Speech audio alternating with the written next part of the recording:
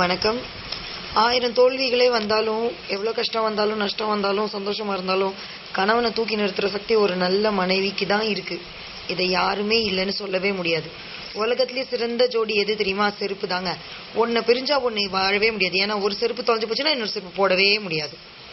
கரிசனமா இருக்கிறது மாதிரி எல்லாருமே நடிப்பாங்க. ஆனா கர்ணம் யாரு, சகுனி யாருன்னு நாம தான் கண்டுபிடிச்சு கவனமா இருந்துக்கணும். பிடிச்சவங்க கிட்ட மனசையும் பிடிக்காதவங்க கிட்ட உடம்பையும் கொடுக்கறது தாங்க காதல். அதாவது காதல் பண்ணிட்டு வீட்டில் சொல்ற பையனை கல்யாணம் பண்ணிக்கிறாங்களோ பொண்ணை கல்யாணம் பண்ணிக்கிறாங்களோ அவங்களுக்காக. பணத்தையும் பாவத்தையும் ரொம்ப சேர்த்து வச்சுக்கவே கூடாதுங்க. ஏன்னா அது எப்பவுமே நம்ம கண்ணுக்கு தெரியாது, நம்மள ஒரு மலைப்பிலே வச்சிருக்கோம். ஆனா கொள்ளையா நோய் வந்து அதை கொள்ளடிச்சுக்கிட்டே போயிடும்.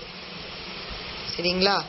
அதனால கூடுமான வரைக்கும் பாவத்தை சேர்த்துக்காம புண்ணியத்தை சேர்க்க பார்ப்போம். புண்ணியத்தையே சேர்த்துக்க முடியலனாலும் பாவத்தை சேர்த்துக்காம இருப்போம்.